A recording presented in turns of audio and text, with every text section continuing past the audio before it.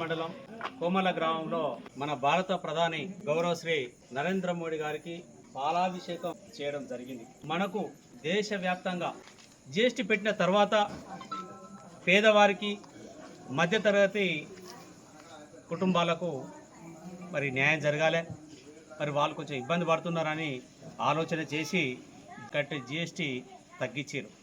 దానివల్ల మనం కొనే వస్తువులు ప్రతి ఒక్కటి కూడా కూరగాయలు కానీ పప్పులు కానీ మనకు అవసరం వచ్చే నిత్యావసర వస్తువులు ఏవైనా సరే ఆ ధర కిందన్నమాట. ఈ యొక్క నిర్ణయం తీసుకోవడానికి నరేంద్ర మోడీ గారు మేధావులతోటి విద్యావంతులతోటి విజ్ఞానవంతులతోటి ఆలోచన చేసి మరి ఏ విధంగా చేస్తే బాగుంటుందని చెప్పేసి ఆలోచన చేసి ఈ యొక్క నిర్ణయం తీసుకోవడం జరిగింది. జిఎస్టీ చేసిన ఏదైతే ఉందో ఆ నిధులను క్షుణ్ణంగా కేంద్ర మంత్రివర్యులు శ్రీమతి నిర్మలా సీతారామన్ గారు ప్రతి ఒక్క లెక్క చెప్పడం జరిగింది. ఇవాళ ఈ రాష్ట్ర ప్రభుత్వాలు కానీ ఇదివరకు పనిచేసిన కేంద్ర ప్రభుత్వంలో ఉన్న కాంగ్రెస్ పార్టీ కానీ ఏ రోజు నిధుల గురించి పనుల గురించి చెప్పలేదు. మరి ఈనాడు మన యొక్క నరేంద్ర మోడీ గారి ప్రభుత్వంలో ప్రతి ఒక్కటి కూడా ఎన్ని నిధులు వచ్చినాయి, ఆ నిధులు ఏ పనులకు పెట్టినామని క్షుణ్ణంగా చెప్పడం జరిగింది. అందరు అంటున్నారు ఈ జిఎస్టీ తగ్గించడం వల్ల నిత్యావసర వస్తువులు కానీ వెహికల్స్ కానీ ప్రతి ఒక్కటి ప్రతి మనిషికి ఉపయోగపడే వస్తువుల ధరలు తగ్గేసరికి దేశ ప్రజలందరూ హర్షాతి వ్యవహారాలు చేస్తున్నారు. హర్షధ్వనులతో నరేంద్ర మోడీ గారికి జేజేలు కొడుతున్నారు. ఇదంతా మనం చూస్తున్నాం.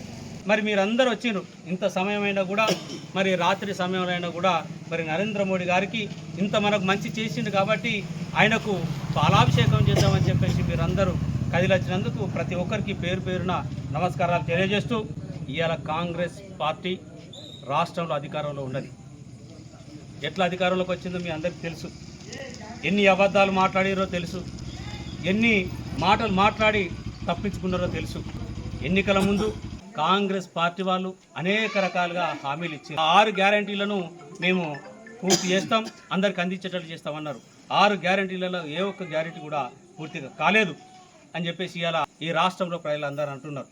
అదేవిధంగా కాంగ్రెస్ పార్టీ 66 వాగ్దానాలు చేసింది. ఈ 66 వాగ్దానాలు చేసి మేము తప్పనిసరిగా అధికారంలో రాగానే 1 సంవత్సరం కాలంలో మేము పూర్తి చేస్తాం, వారికి అందరికీ అందజేస్తామని చెప్పేసి 66 వాగ్దానాలు చేసింది. ఒక్క వాగ్దానం కూడా ఇప్పటి వరకు నెరవేర్చలేదు. అదేవిధంగా మరి కాంగ్రెస్ పార్టీ ఎన్నికలకు వచ్చినప్పుడు మేనిఫెస్టో తయారు చేసింది. మేనిఫెస్టో తయారు చేసి ప్రజలకు 420 హామీలు ఇచ్చింది. ఈ రాష్ట్ర ప్రజలకు 420 హామీలు ఇస్తే ఒక్క హామీ కూడా ఇప్పటి వరకు నెరవేర్చలేదు. ఇదంతా ప్రజలు గమనిస్తున్నారు. ఇక రేవంత్ రెడ్డి గారు మాట్లాడితే విచిత్రంగా మాట్లాడతాడు. అసలు ఈ యొక్క 6 గ్యారంటీలు ఏమైనాయి, 66 వాగ్దానాలు ఏమైనాయి, 420 హామీలు ఏమైనాయి, అవి పక్కన పెట్టి ఇంకా అనేక రకాలైన హామీలు ఇస్తున్నారు, వాగ్దానాలు చేస్తున్నారు. ఇవన్నీ ప్రజలు గమనిస్తున్నారు. తప్పనిసరిగా ఈ కాంగ్రెస్ పార్టీకి తగిన బుద్ధి చెప్పే సమయం ఆసన్నమైంది. ఖచ్చితంగా ఈ రాష్ట్ర ప్రజలు ఖచ్చితంగా ఈ కాంగ్రెస్ ప్రభుత్వానికి ఎండగట్టే విధంగా కాంగ్రెస్ పార్టీకి బుద్ధి చెప్పే అవకాశం వచ్చిందని చెప్పేసి కూడా ఈ సందర్భంగా తెలియజేస్తున్నాం. ఇక్కడ ఈ పరిస్థితి చూస్తే ఇవాళ కడియం శ్రీహరి గారు ఉన్నారు. మరి కడియం శ్రీహరి గారు ఆ రోజున బీఆర్ఎస్ పార్టీలో గెలిచి కాంగ్రెస్ పార్టీలో చేరాడు. అయ్యా కాంగ్రెస్ పార్టీకి ఎందుకు పోయినామంటే ఆయన ఒక మాట అన్నాడు.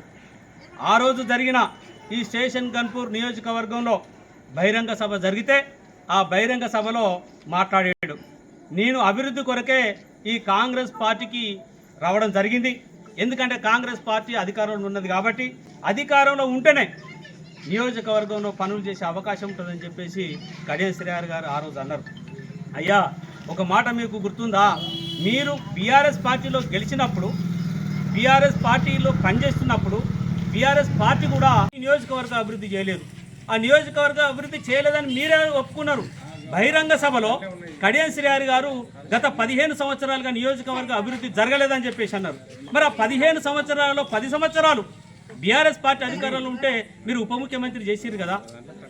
మరి ఆ బాధ్యతలు చేపట్టి నియోజకవర్గ అభివృద్ధి జరగలేదని చెప్పేసి మీరే అన్నారు కదా. మరి ఆ రోజున రాజయ్య గారు మీరు ఇద్దరు కలిసి ఈ నియోజకవర్గాన్ని మేము అభివృద్ధి చేస్తున్నాం పలికిండ్రు. మళ్ళీ తర్వాత కాంగ్రెస్లో చేరగానే ఇవన్నీ మర్చిపోయినరా? మరి ఈ అబద్ధాలు ఇంకెంతకాలం? అబద్ధాలు ఏ రకంగా మీరు ఆడుతున్నారు? నియోజకవర్గ ప్రజలను నమ్మిస్తున్నారు. నియోజకవర్గ ప్రజలు చూస్తున్నారు, గమనిస్తున్నారు. తప్పనిసరిగా కర్రు కాచి వాత పెట్టే సమయం ఆసన్నమైంది. ఖచ్చితంగా మీకు బుద్ధి చెప్పే అవకాశం వచ్చిందని చెప్పేసి కూడా ఈ సందర్భంగా తెలియజేస్తున్నాం. జై బీజేపీ, జై బీజేపీ, నరేంద్ర మోడీ గారి నాయకత్వం, నరేంద్ర మోడీ గారి నాయకత్వం.